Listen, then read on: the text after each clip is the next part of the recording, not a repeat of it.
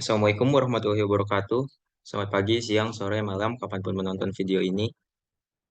Yang kami hormati, Bapak Ibu dosen pengampu mata kuliah Elektronika Teknik Biomedis ITERA. Eh, di sini kami dari kelas RA akan melakukan video simulasi yang bertujuan untuk pemenuhan ujian akhir semester pada mata kuliah Elektronika yang berjudul Desain Rancang Bangun Catu Daya Linear Berbasis Proteus dengan 5V, 12V, dengan ZCD dan PWM. Eh, Kami dari kelas RA terdiri dari 3 orang anggota. Yang pertama saya sendiri yaitu Ilham Dwi Mukti, kemudian ada William Setiawan Parulian, dan yang terakhir ada Aurelia Gratia Pakpahan. Selanjutnya dalam proyek rekonstruksi ini kita melakukan percobaan simulasi dari review jurnal yang berjudul Rancang Bangun Catu Daya Linear 5 volt dan 12 volt dengan ZCD dan PWM, di mana jurnal ini bertujuan untuk mendapatkan nilai prototipe di rangkaian ZCD dan PWM.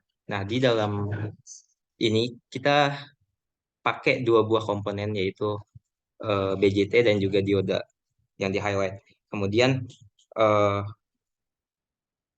perlu diketahui di sini juga menggunakan beberapa jenis elemen utama lainnya yang salah satunya itu adalah regulator IC dengan jenis LM78XX.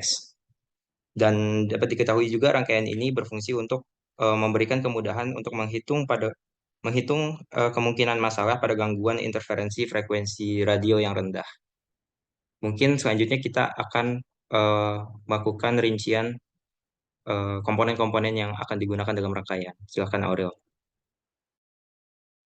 Oke, sebelumnya pada percobaan kali ini itu menggunakan 2 komponen yaitu BJT dan dioda penyara, di mana alat dan bahannya yaitu ada komponen utama yaitu ada IC LM78XX dengan bantuan Atmega, lalu ada silicon rectifier, lalu ada positive power supply regulator dengan jenis tegangan 5 volt dan 12 volt, dilanjuti dengan kapasitor CHAdeMO, lalu alternator yang berfungsi untuk pembangkit tenaga listrik yang menyediakan suplai listrik untuk seluruh kebutuhan. Lalu juga ada kapasitor, dilanjuti dengan quartz crystal, silikon PNP power transistor dengan jenis 100 watt dan 115 watt. Lalu ada PC817, dilanjutin dengan single pin terminal, lalu ada resistor, dan yang terakhir ada trans dengan jenis 2P5S yang termasuk dalam trafo, di mana di sini trafo berfungsi untuk mengubah besaran listrik suatu rangkaian.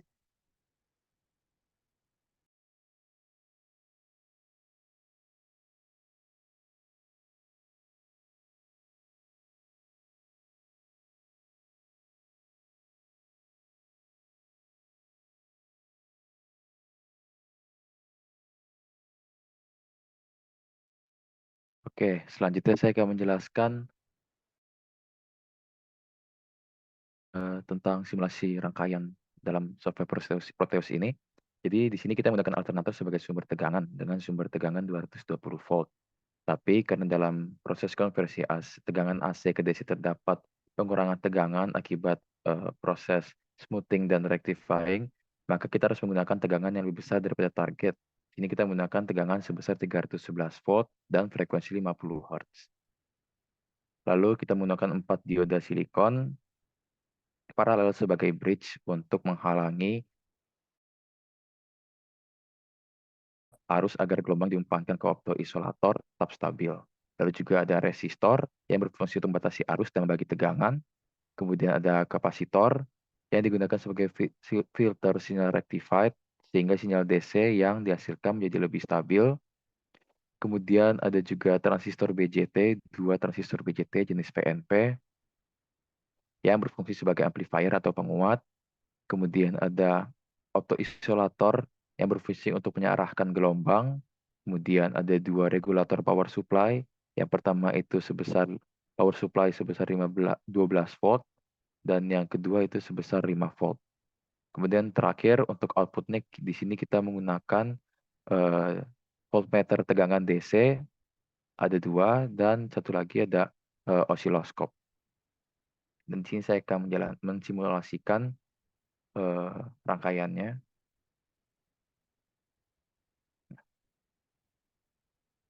Bisa kita lihat di sini tegangan AC dengan 220 volt sudah dikonversi menjadi tegangan DC dengan tegangan 12 volt dan juga 5 volt.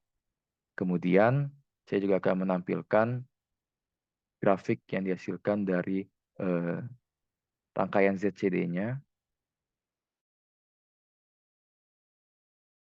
Nah, ini adalah grafik dari rangkaian ZCD-nya. Jika kita bandingkan dengan yang ada di jurnal, hampir mirip. Sekian, saya kembalikan ke moderator. Baik, itu tadi merupakan video simulasi elektronika yang telah kelompok kami lakukan. Simpulan-simpulan yang kami dapat setelah melakukan simulasi ini adalah yang pertama, yaitu perangkat satu daya dengan ZCD pulse berfungsi untuk melakukan perhitungan yang cermat dan menghasilkan nilai output seperti tegangan dan juga amplitudo output yang ada. Kemudian, untuk nilai amplitudo yang berbeda antara rangkaian pada jurnal dan software Proteus bisa disebabkan oleh beberapa faktor seperti perbedaan pada sumber sinyal, penguatan sinyal, dan juga tegangan referensi yang berbeda dalam mendeteksi lintasan nol. Kemudian, tentu dengan ketidaksempurnaan rangkaian ZCD yang telah dirangkai sebelumnya. Mungkin itu saja yang dapat kami sampaikan dalam video ini. Harapannya video ini dapat diterima dan bermanfaat. Wabillahi taufiq wal hidayah. Wassalamualaikum warahmatullahi wabarakatuh.